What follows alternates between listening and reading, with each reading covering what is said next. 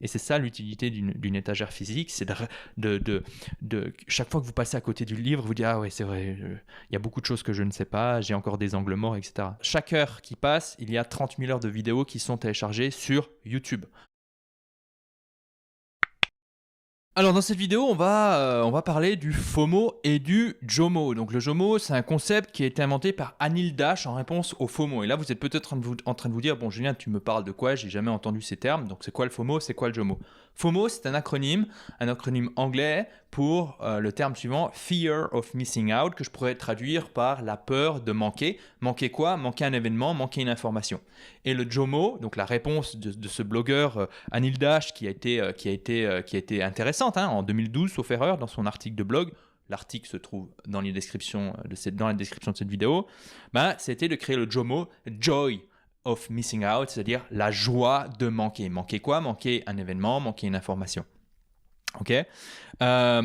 Et en fait, le FOMO était là bien avant l'arrivée des outils numériques. Je veux dire, une personne avait peur de ne pas être invitée à un banquet, de ne pas participer, je ne sais pas, à un événement où des gladiateurs se foutaient sur la gueule, ce genre de choses. Donc, le FOMO a toujours existé. C'est la peur, la peur de manquer une information, la peur d'être mis de côté, la peur de ne pas avoir l'approbation des autres, la peur de ne pas être invité à un banquet. Mais avec l'arrivée des outils numériques, finalement, le concept s'est accéléré parce que depuis un smartphone, au lieu de lire un bon livre le soir, on peut rester connecté des heures et des heures et se dire ok, je vais passer à côté de la prochaine tactique, la prochaine stratégie marketing, la prochaine tactique marketing, à côté du prochain événement, du prochain anniversaire, je vais louper la sortie d'un livre, je vais louper un live sur YouTube, etc. etc. Donc on peut rapidement remplir ses journées d'informations qui passent. Et dans un monde qui s'accélère, notamment avec l'arrivée de l'intelligence artificielle, il y aura toujours des choses à manquer. D'ailleurs, en regardant cette vidéo, vous avez manqué des heures de vidéos qui viennent d'être téléchargées sur YouTube. Une statistique intéressante, c'est que, et ça je l'ai fait pour mon livre En finir avec l'infobésité. Voilà, en finir avec l'infobésité. J'en parle, je donne d'autres statistiques qui sont surprenantes, qui sont aussi impressionnantes. Mais en gros, c'est quoi? C'est que chaque heure qui passe, il y a 30 000 heures de vidéos qui sont téléchargées sur YouTube. Donc évidemment, dans ces vidéos, il y a du contenu qui pourrait changer peut-être votre vie. Par contre, il y a un coût à chercher cette information. Un coût en termes de temps, parce qu'on a des journées de 24 heures, un coût en termes d'énergie, mais aussi un coût en termes de quelle est l'information sur laquelle on va tomber en cherchant la bonne information. Parce que vous savez qu'on est ce qu'on mange, mais on est aussi ce que l'on consomme comme contenu. Donc si vous regardez constamment des news, vous voyez Kim Jong-un qui fait muse avec ses missiles nucléaires, vous voyez, je ne sais pas, un prof qui se fait décapiter, vous voyez l'environnement qui part en sucette, l'inflation, etc. Forcément, à terme, toutes ces informations anxiogènes vont modeler, vont structurer vos pensées et vous serez tout le temps sur la brèche en train de vous dire purée, le monde va mal. Alors que si vous déconnectez, testez une fois, et d'ailleurs c'est une recommandation pour pratiquer le JOMO, puis je vais en donner d'autres, vous verrez que ça sera plutôt sympa. Ok, donc comment, moi, je vous donne un exemple de FOMO que j'aurais pu vivre, c'est l'arrivée de ChatGPT. ChatGPT, c'est cette intelligence artificielle qui est arrivée, je crois, la version 3 en novembre 2022. En décembre 2022, j'ai un bon pote qui m'écrit, qui me fait « Ouais, regarde, t'as vu ce truc, ça va changer, ça va révolutionner le monde, etc. » Et c'est vrai que pour beaucoup, ChatGPT, l'arrivée de ChatGPT, notamment le CEO de NVIDIA, qui dit ChatGPT est pour l'intelligence artificielle ce que le smartphone, l'iPhone était pour les téléphones portables à l'époque. Il y a vraiment une sorte de mouvement de masse qui s'est enclenché. Et donc, on le voit, tout le monde parle de ChatGPT. Les blogueurs qui vous expliquaient comment faire des formations en ligne et devenir riches rapidement et qui sont passés par la crypto, comment acheter de la crypto et devenir riche rapidement, et ceux qui vous ont dit voilà comment faire des NFT et devenir riche rapidement, maintenant, en fait, en une nuit, ils sont devenus des spécialistes intelligence artificielle et ils vous expliquent comment devenir riche rapidement. Donc, petit conseil, quand une personne vous dit comment devenir riche rapidement, en règle générale, la seule personne qui devient riche rapidement, c'est celle celle qui vous vend la pelle et la pioche, hein, entre guillemets. Donc, ChatGPT arrive et moi je me dis, bon ben, j'aurais pu sauter dans le train de ChatGPT, mais je me suis rappelé d'une citation de Nassim Nicolas Taleb dans son livre de Black Swan, un excellent bouquin que je vous recommande, et dans lequel il dit, bon ben voilà, rater un train est douloureux uniquement si on court après le train. Et des trains, il en part tous les jours. Et en fait, ce qu'il faut bien comprendre, c'est que si vous êtes en train de développer une compétence profonde, si vous avez déjà construit un business qui commence à rapporter des fruits, vous êtes dans votre gare. Imaginez que vous êtes dans cette gare, vous voyez tous les trains qui partent. Bon, bah vous imaginez bien que chaque fois que vous quittez une gare dans laquelle vous avez construit quelque chose pour sauter dans un train avec plein d'autres personnes, vous tirez un trait sur ce que vous avez construit, sur une notoriété que vous avez construite, sur une réputation que vous avez peut-être construite, etc., etc., sur des compétences et surtout sur le fait que, ah ben voilà, quand j'ai un problème d'organisation, je vais voir l'organisologue, je vais voir l'organisologie, etc., etc. Okay, donc, ce genre de réflexe prend du temps à être installé dans la tête des gens. Et donc, évidemment, si vous sautez d'un train à l'autre, ben vous allez succomber à ce qu'on appelle l'objet brillant, qui est vraiment très, très similaire du fear of missing out. Donc, comment est-ce que j'ai géré l'arrivée de ChatGPT ? Je me suis dit, premièrement, je ne fais rien. Le concept de non-action est un concept qui est bien plus connu du côté de l'Asie que du côté de l'Occident. Il y a d'ailleurs un livre qui est très intéressant, qui a été écrit par Julien François, Traité de l'efficacité, que je vous recommande, où il parle de la non-action. Et donc, la non-action apporte des fois plus de résultats que l'action. Donc moi, personnellement, je ne fais rien en ce moment et j'observe. C'est-à-dire que de temps en temps, quand je vais sur Twitter ou quand je vais, il y a des amis qui m'envoient des logiciels ou des extensions super intéressantes, je vais les stocker dans un endroit. Ça, c'est le premier truc. Ensuite, je regarde les mouches tombées. Il y a beaucoup d'argent et beaucoup d'acteurs qui sont déversés dans l'intelligence artificielle. Presque tous les jours, il y a des nouvelles extensions, des logiciels, des applications qui intègrent l'intelligence artificielle ou qui sont créés de A à Z. Et donc, ça crée beaucoup de compétition. Et donc, sans surprise, dans quelques mois, on va avoir les meilleurs acteurs, ceux qui ont réussi à se démarquer, qui vont durer. Il y a les équipes qui vont se créer. Et puis, à partir de là, ce sera intéressant de voir ce qu'il reste. Donc, le deuxième élément, c'est je regarde les mouches tomber. Le troisième élément, c'est que je vais chercher un formateur qui va pouvoir m'enseigner en profondeur l'utilisation et la communication avec la collaboration avec l'intelligence artificielle. Et donc, je vais chercher un formateur qui a le teint pâle et qui a les yeux rouges parce que par défaut, il va passer énormément de temps derrière les écrans. Et puis, ça c'est c'est ce que je vais regarder chez ce formateur. Ensuite, je vais me former, peut-être.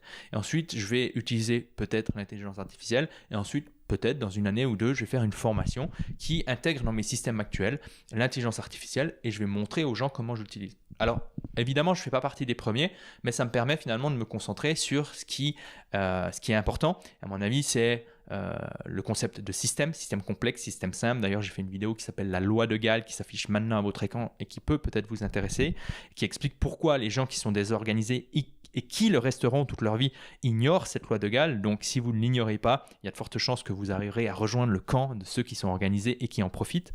La psychologie, le stoïcisme, donc philosophie, et puis la création de systèmes, et puis surtout améliorer ce concept qui est l'organisologie. Voilà. Donc, je me concentre là-dessus. Maintenant, vous êtes en train de regarder cette vidéo et vous êtes là, Julien, merci de m'avoir partagé ça, mais je n'ai toujours pas des pistes concrètes pour pratiquer le JOMO et quitter le FOMO. Donc, si vous êtes toujours dans le FOMO, vous êtes constamment connecté et vous souffrez, vous êtes peut-être anxieux, vous comparez constamment à des personnes qui sont par défaut les meilleures, parce que les meilleurs attirent l'approbation, attirent les likes, attirent les vues. Et que vous aimeriez bien passer une soirée en compagnie d'un bon bouquin, hors écran, peut-être que vous aimeriez bien pouvoir déconnecter et simplement vous balader dans la nature et profiter de la vie sans être constamment bombardé d'informations. Voici quelques pratiques que je vous recommande pour tendre vers le JOMO, qui est la joy of missing out, la joie de manquer des événements, manquer des informations. Alors le premier principe, c'est un principe simple à énoncer, pas facile à faire, qui est le suivant: si vous travaillez derrière des écrans, vous vous régénérez, donc vous passez du temps libre hors écran. Et donc ça, c'est aussi quelque chose qui est difficile à faire parce que certaines personnes ne savent pas ce qu'elles peuvent faire hors écran. Elles sont tellement engluées dans les écrans qu'elles n'ont plus rien en dehors des écrans. Donc moi personnellement, je vous dis ce que je fais hors écran, mais c'est du sport, c'est de la lecture. Là, j'ai pas mal de livres qui m'observent depuis leur étagère et qui me rappellent, parce que il y a certains livres que je n'ai pas lus qui se trouvent dans cette étagère et qui me rappellent mon ignorance. Et c'est ça l'utilité d'une étagère physique, c'est de chaque fois que vous passez à côté du livre, vous dites « Ah ouais, c'est vrai, il y a beaucoup de choses que je ne sais pas, j'ai encore des angles morts, etc. » Donc, lire, ça c'est un truc vraiment intéressant. Moi, personnellement, le soir, j'évite de lire des livres sur le business, mais plutôt des livres de fiction. Là, en ce moment, je lis le livre 1793, un thriller très, très intéressant que je vous recommande. Ensuite, vous pouvez faire du stretching, vous pouvez vous balader, vous pouvez passer du temps avec vos amis, avec vos proches, vous pouvez, je ne sais pas, faire de la peinture, vous pouvez dessiner, vous pouvez écrire, vous pouvez faire beaucoup de choses hors écran. Ça, c'est le premier truc. Un point où c'est important, c'est que passer du temps hors écran va vous aider à régénérer vos batteries, tout simplement parce que les écrans, et notamment les écrans le soir, vont vous exposer à pas mal de lumière qui va pas détruire, mais qui va fragiliser la qualité de votre sommeil. Très important. Premier point. Donc, vous pouvez mettre la vidéo sur pause puis faire une liste de choses que vous aimeriez bien faire. Ça peut être jouer un instrument de musique, ça peut être passer du temps avec votre gamin, ça peut être, je sais pas, vous balader, découvrir de nouveaux endroits, apprendre la vie des canards. Si vous avez une rivière, moi j'ai une rivière à côté de moi et j'aime bien des fois me dire bon cet animal, c'est quoi, qu'est-ce qu'il fait, comment il vit dans son quotidien, etc. Ensuite, si vous avez de la peine à passer du temps hors écran, c'est le deuxième point, c'est de verrouiller vos écrans sans votre accord. Ulysse le disait déjà, Ulysse le savait déjà, vous ne pouvez pas faire confiance à votre volonté pour résister à des tentations. C'est pour ça qu'il a demandé à son équipage de l'attacher au mât de son navire et ordonné à l'équipage de mettre de la cire dans les oreilles. De cette manière, lui, il était attaché au mât de son navire, mais il pouvait quand même entendre le chant des sirènes sans succomber à celle-ci. Et avec la technologie, chaque fois que vous êtes derrière un écran, comme là vous êtes en train de me regarder sur un smartphone ou sur un ordinateur, ce qu'il faut savoir, c'est qu'il y a des milliers de personnes ultra compétentes, ultra intelligentes, avec beaucoup de moyens, qui font tout pour que ces écrans soient ultra captivants, qui font tout pour que vous passiez beaucoup de temps derrière ces écrans. Et donc pour moi, il est illusoire de faire confiance à sa volonté. Si vous y arrivez, félicitations, parfait, mais moi c'est pas mon cas. Et donc j'ai installé deux logiciels, un logiciel qui s'appelle OneSec qui est pour mon smartphone et le logiciel Cold Turkey qui est pour mon ordinateur. Et ce qui est intéressant, c'est que Cold Turkey, il y a une fonctionnalité payante, mais je crois que Cold Turkey coûte 30 francs, un truc comme ça, 30 euros, 30 dollars, je ne sais plus trop quoi, mais c'est un achat unique et qui vous permet de verrouiller automatiquement à l'heure de votre choix votre ordinateur et ne plus pouvoir le déverrouiller. Ça, c'est très pratique. Le soir à 18h, il se verrouille et vous êtes là, bon, qu'est-ce que je fais ? Ok. Bon, ça c'est le deuxième élément. Troisième élément, c'est penser à vous. Alors là, on quitte un peu les écrans, mais penser à vous, ça veut dire quoi ? Ça veut dire commencer à faire des choses uniquement pour vous et puis pas pour l'approbation des autres, pas parce que les autres attendent cela de vous ou pas parce que vous pensez que les autres attendent cela de vous. Alors concrètement, à quoi ça ressemble ? Plutôt que d'essayer de faire des choses parce que tout le monde le fait et pas forcément parce que vous avez décidé de le faire, commencez vos journées par faire des choses qui vous apportent du bien à vous. Ça peut être du sport. Si vous commencez votre journée par faire du sport, par lire un bouquin, par aller vous baigner dans la rivière comme je suis en train de le faire, par, je ne sais pas, faire du stretching ou de la méditation. Ce qui est intéressant, c'est que certaines personnes vous diront « Ah, mais c'est égoïste », ignorez-les. Ce qui est intéressant, c'est que les imprévus qui vont arriver au fil des heures seront moins frustrants. C'est-à-dire que si vous avez une réunion qui tire en longueur, si vous avez votre gamin qui a besoin d'attention, ou qui galère, je ne sais pas, sur les multiplications ou sur un exercice de mathématiques pour ses cours, vous ne serez pas en train de vous dire « Ah, mais il est en train de manger en fait le temps qui était pour moi ». Donc, commencez pour vous. Et ignorez les autres, ignorez ce qui se passe autour de vous, recentrez-vous sur vos besoins. Okay ? Ensuite, un autre élément, c'est se concentrer sur ce qui est dans votre zone de contrôle. Alors ça vient tout droit du stoïcisme. D'ailleurs, Épictète, qui est un esclave, mais aussi un philosophe stoïcien, le dit dans son manuel d'Épictète qu'il n'a pas écrit. C'est Arien qui l'a écrit, donc un de ses disciples, qui était un général dans l'armée romaine. Il commence son chapitre par « Il y a des choses qui dépendent de nous, il y en a d'autres qui n'en dépendent pas ». Ce qui dépend de nous, c'est nos jugements, nos tendances, nos désirs, nos aversions.